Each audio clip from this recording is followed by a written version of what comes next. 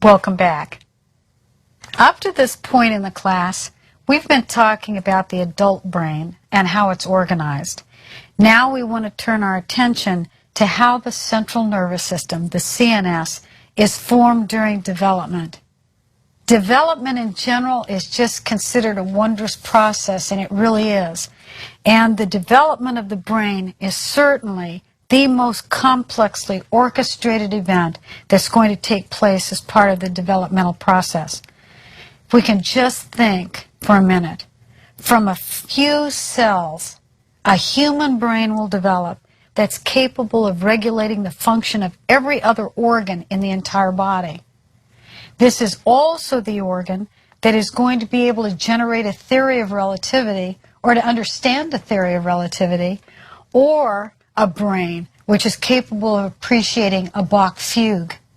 And just as Hippocrates said, it is from the brain that all of the sorrows and the joys are experienced. And so, from a few cells, this incredible structure we've been talking about is going to develop. In this lecture, we will discuss just briefly what is known about how the adult subdivisions of the brain arise and how some of the different cell types of the brain are generated during development. So let's start with early in development. Early on, about 18 days or so of gestation, proliferating cells along the future midline of the back are going to form a structure referred to as the neural plate. So this takes place along what will become the future back of the individual, this neural plate. And the neural plate really consists of a number of just undifferentiated nerve cells. Now, the neural plate cells are going to start proliferating. And what's going to happen is they're going to proliferate at the edges and fold up into a neural tube. So a tube is going to be created due to this proliferation and folding up of cells. So if we look at this process, we can see here, this is the surface of the body. This is what will become the skin later on. And the cells of the neural plate develop from this. And they are going to proliferate at the edges and fold up and eventually form a tube, which is then going to separate from this surface cellular structure and take its place internal to the back or the skin of the back. So this is a neural tube. Now, as you look at this tube, what you see in the middle is a hole, and that's going to be critical for things that we're going to be talking about in a minute, because what you have here is what your future ventricular system is going to be, those holes in your brain where cerebral spinal fluid is made, those same holes in the brain that Leonardo thought perception and cognition resided. So, this formation of this tube is going to take place and is generally complete by about 4 weeks of gestation. The neural tube is going to close along its length everywhere except basically 3 places. It's going to close all along its length except for an anterior part, which is called the anterior neural pore, an area about 1/3 of the way down the neural tube, which is called the rhomboid fossa, and at the very bottom of the tube, called the posterior neural pore. So these are the only areas where the neural tube remains open for any time. And actually, the one at the posterior end is going to close very, very early. So we really won't say much about that anymore because it closes very early in development. But these other 2 areas, the anterior neural pore, which will be at the anterior end, and about 1/3 of the way down the rhomboid fossa, will remain open until later in development. Now let's look just a little bit closer at the development of this neural tube. So this is really a blown up picture of the neural tube. Here again you see that the tube is formed, that there's a central area which is basically a hole in this tube.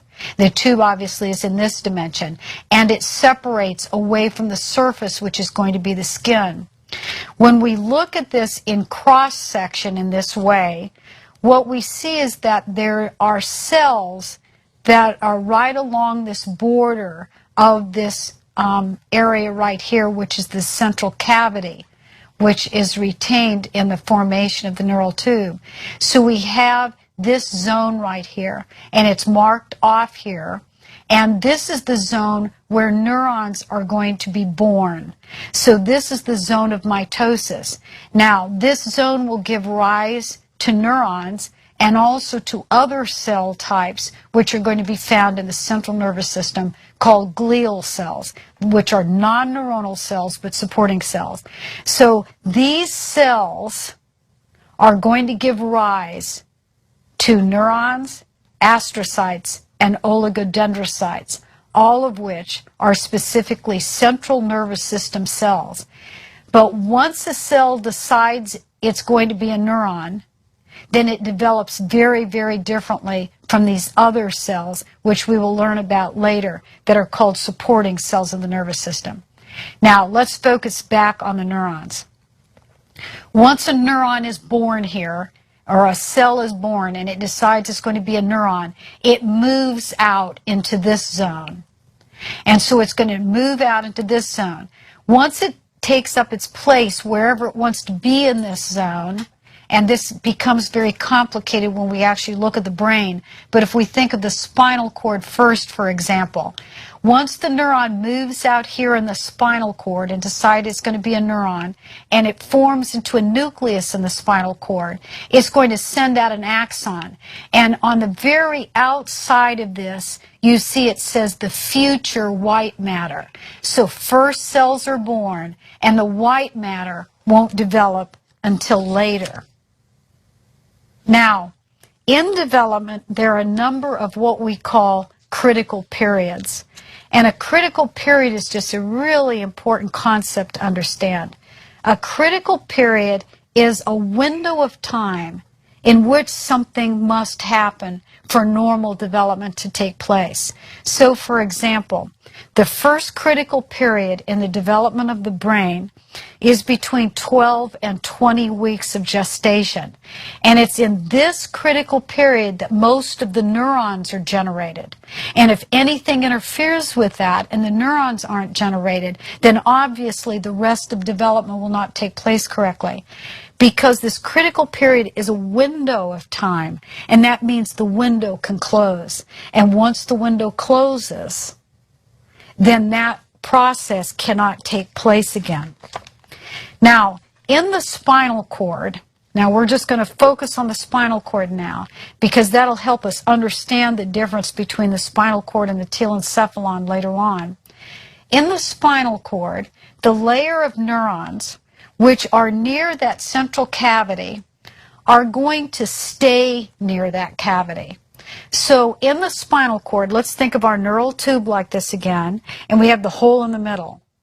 The neurons are generated in this mitotic zone, cell division zone right here, and then the neurons are going to migrate away, but they never migrate very far. So even in the adult brain and the spinal cord, the neurons are going to stay near that central hole or cavity, which we call the central canal in the adult spinal cord. So they never migrate away. The consequence of this will be is that if you look at an adult spinal cord, and this is a Weigert stained section through a human spinal cord, what you see right in the center is what is the remnant of that hole in the neural tube. What you see that is light in this section that looks a little bit like a butterfly are the neurons which are making up the nuclei in the spinal cord. And last of all, the darkly stained areas on the outside represent axons traveling up and down the spinal cord. So the white matter forms on the outside. So actually, in the adult brain, the organization of the spinal cord reflects what the original neural tube really looked like a lot. You had a central cavity or canal, which we call it in the adult brain. The neurons are born and they move away, but they stay very close to this central canal area. And then the white matter develops on the outside. So this is what an adult spinal cord looks like. Now, in the brainstem, remember what that is. It's the older, phylogenetically older areas of the brain that the rest of the brain sits upon. In the brainstem, this pattern pretty much stays the same. You see cells don't migrate very far away from where they're born. So you see a very similar pattern. But now, in the telencephalon, it's very different. In the telencephalon, here's what's going to happen. Here's our neural tube again. Here's our central cavity. We have cells born in that mitotic area that are going to become neurons. And some of them are going to stay near that central canal area, which is going to develop into the ventricles, those holes in the brain. But some of the neurons, which are born, are going to migrate out beyond the level of the white matter to form the cortex of the hemispheres. So in the telencephalon, what you have are some neurons staying close to the central canal area that's going to develop into your ventricular system, and then white matter is going to develop because it's the axons. And then what you're going to have is some of the neurons are going to migrate to the very outside, and that's what the last two lectures were about, are the neurons that migrated out to the very outside of the telencephalon, which are the cortex. So if we look through the telencephalon and we were to cut, and this is a section cut in this plane here. So this is the front of the brain here. This is the back of the brain. So in this slice, it's stained in such a way that the white matter is white and neuronal cell bodies, so the gray matter is darker. And what you see, here's your ventricular system, and notice how large it is. It's huge in the telencephalon. This is a hole on one side, part of the ventricles. This is another part of the ventricles. And down here is another part of the ventricular system. Now, notice, right around the ventricles, the darker areas are the cellular nuclear groups that never moved very far away from the ventricles. So we have a few nuclear groups in the telencephalon that never move away from that central canal area, from that central cavity. Now, look at these on the outside here. These are all neurons that were born near the ventricle that moved to the outside and became the cortex of the telencephalon. So this occurs only in the telencephalon where you have the cortex. And this in itself, I want you to think about this. A neuron is born. The neuron has to know whether it's going to form one of the nuclei near that ventricular system or whether it's supposed to migrate a long distance to go to the outside of the brain, the outside of the developing telencephalon, and differentiate into this incredible sheet of neurons which is responsible for all of the higher functions that we have. Now, another thing I'd like to point out and have you look at is the difference in this ventricular system, what occurs here. So here's our telencephalon up here. The ventricular system is shown internally here. If you were to look down in the brain stem and the spinal cord, it just looks like a little tiny hole, and it just maintains, it's just like that central cavity in the neural tube.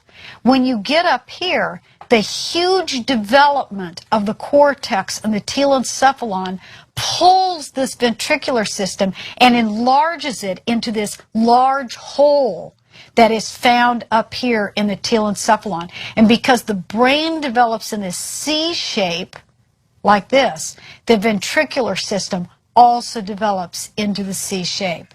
And again, this ventricular system is where Leonardo da Vinci thought that the spirit of perception and cognition was located. We now know that these are the structures in the brain in which cerebral spinal fluid is made.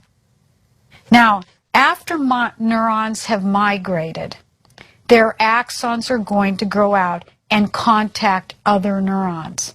So the neurons are born, and then they migrate to wherever they're going to go. Whether they're going to stay close and form a nucleus that's closer to that ventricular system, or they're going to migrate to the outside, they're going to grow out and axons and establish contact with other neurons.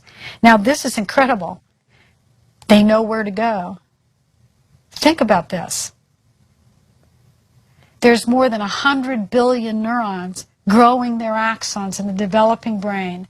And each of those axons is going to make very specific synaptic connections or connect with very specific other areas of the brain. And these little guys seem to know where to go. Nothing in the brain is random. So, the first neurons, which are going to differentiate fully. So these neurons are going to, these baby neurons are going to migrate. And they're going to differentiate into whatever kind of neuron they're going to be. So there's about 150 different kinds of neurons. So for example, a little baby neuron is born, migrates to motor cortex, and then undergoes a further differentiation only in layers 5 and 6 and decides it's going to be a motor neuron that's going to extend its axon all the way down to the spinal cord and allow for the initiation of movement. Other neurons migrate to other places and project their axons. So the first cells which are going to extend axons and fully differentiate and become neurons are long axon neurons. And remember, the long axon neurons are going to make up associational pathways that connect different parts in each hemisphere, commissural pathways which cross between the hemispheres, connecting homotopic parts in both cortices, and the projection neurons which go up and down or connect various areas of the brain. These are all long axon neurons, and they're the first ones to differentiate. So if we look back at our drawing that we've seen before, you see our motor neuron is in motor cortex. He's migrated, he's been born, he migrated. Now he extends his axon down through the brain, crosses in the lower medulla, enters the spinal cord, and enters, say, at cervical levels to make a connection with another neuron that's going to go out that will allow me to move my arm. So I will initiate the movement on this cortex on this side, and I will move my arm on that side because those motor neurons sent their axons to the appropriate neurons in the spinal cord. Nothing is random. And you have 100 billion, actually have more than 100 billion neurons doing this throughout the brain during development. Now, the last neurons to differentiate, and this is an area, maybe it doesn't sound quite as interesting or something, but in fact, this is incredibly important. The last neurons in the brain that will differentiate and become fully functioning adult neurons are little short axon neurons. So what are little short axon neurons? Well, guys, that's where the business is really taking place. So let me tell you what they are. Let's imagine that you have a neuron that projects to another structure. That neuron, when it projects to another structure, makes connection with another structure, is more likely than not going to synapse upon one of these little tiny short axon cells that's located in that structure. Short axon cells have their cell body and their connections with other neurons only within that nucleus. So they never project their axons out. Their axons are short, they're little. So here's what you have.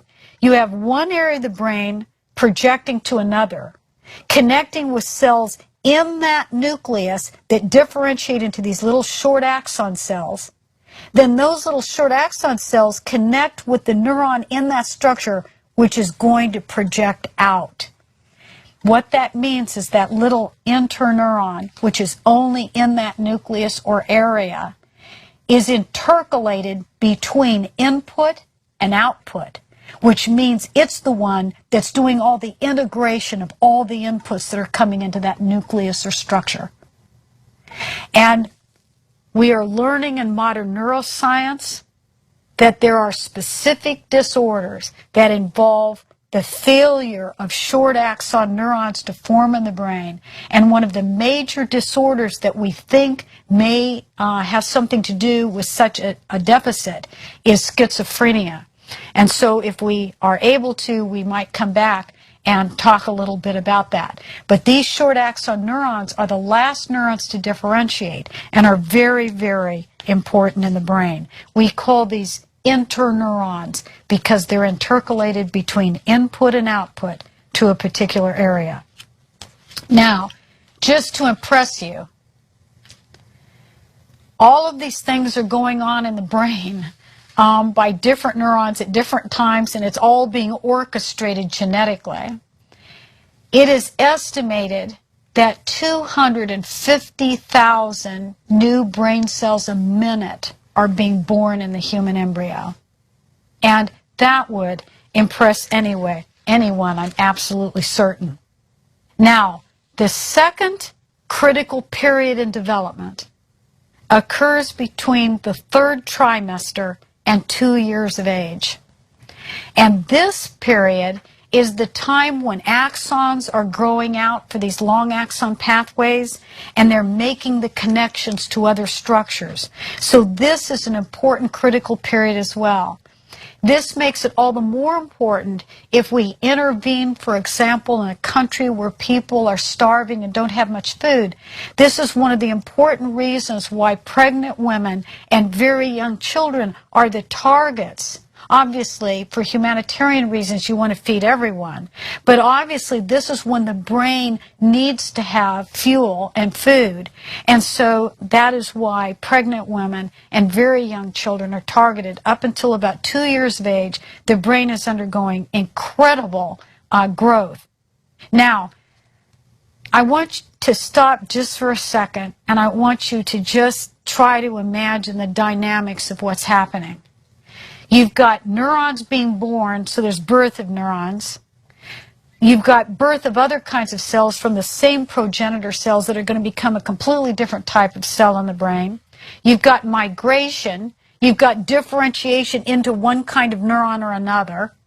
You've got axons growing out to other nuclei appropriately, and you're making connections with neurons, specific neurons, in these structures in very specific ways. And all of this is going on in development. Now, so how do the adult subdivisions of the brain arise? What do we know about that? That was one of the questions that we wanted to address here.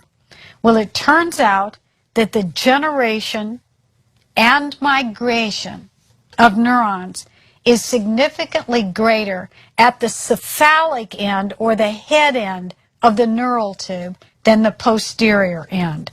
So what we have is that at the head end of the neural tube, so let's imagine our tube again along the back, at the head end of it, what we call the cephalic end, it starts making neurons or being born at a higher rate, and they're migrating at a higher rate.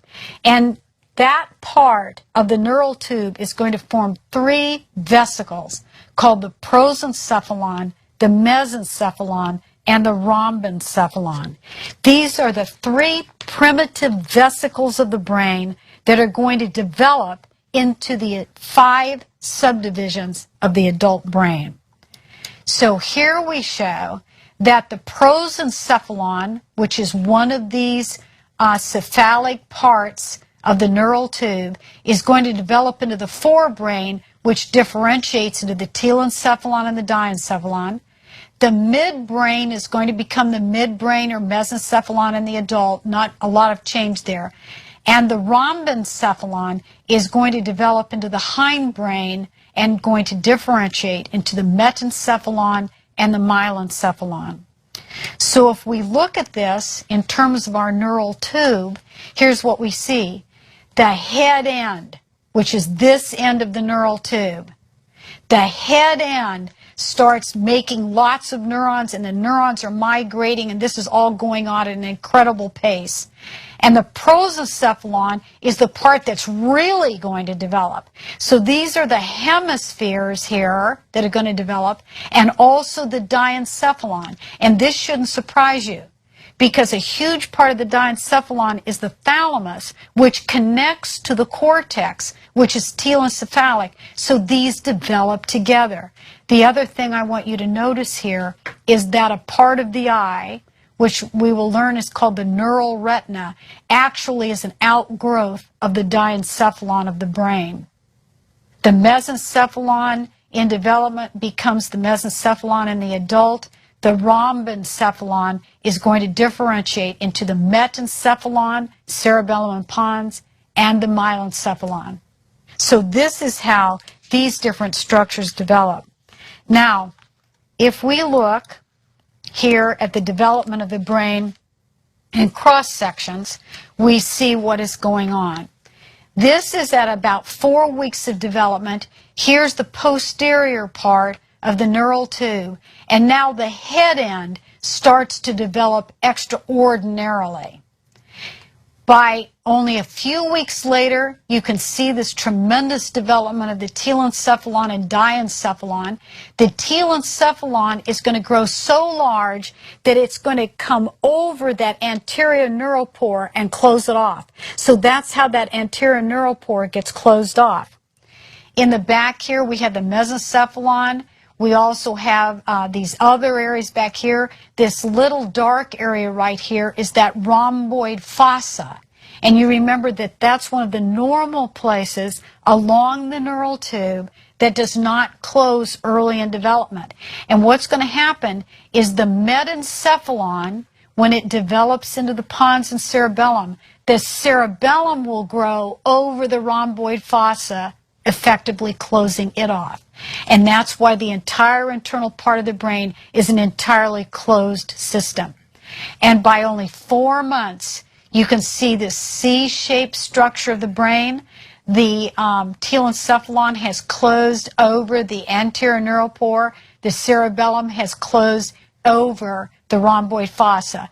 And by birth, the brain is convoluted, it's C-shaped, and now the hemispheres are so large that you can hardly see any of the brainstem from this external surface.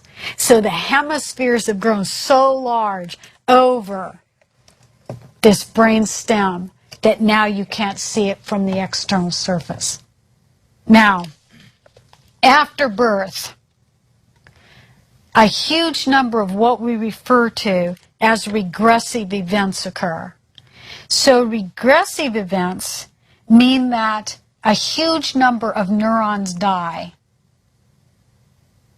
So in some nuclei and some areas of the brain, up to 70% of the neurons actually die. Many of the connections that are formed in development will also die back.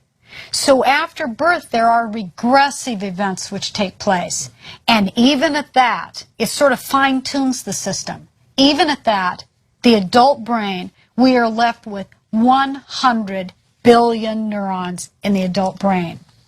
Now, let's think about what might happen if something goes wrong in development. It doesn't take much imagination to realize that devastating consequences occur if any part of the developmental sequence fails to happen normally. So I've just chosen 2 examples, one which is devastating and one not as devastating generally. This shows a baby who has been born, and there's his little feet and his back.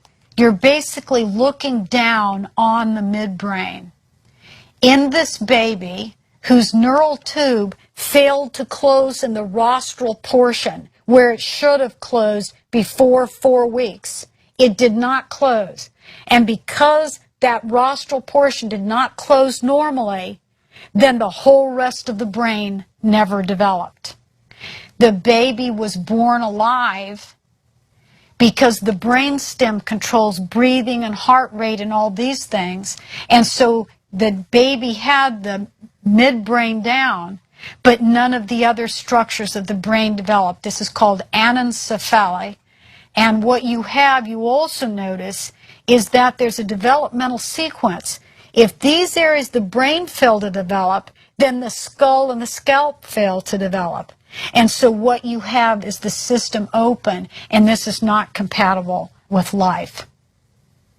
Now, let's imagine if something goes awry later on. And here again, we have this example. The corpus callosum may fail to develop. So one of these long axon systems is 300 million fibers. But just like the case where we went in when someone had epilepsy and cut the corpus callosum, the child may have a nearly normal life. Now, this child died not because it didn't have a corpus callosum. So you notice here, the hemispheres aren't connected. There's just an opening there. This child did not die because it failed to develop a corpus callosum. The child died because he had a number of other developmental abnormalities, and that's very common. If one thing is found to be abnormal in development, it's not uncommon to find many other things that are abnormal.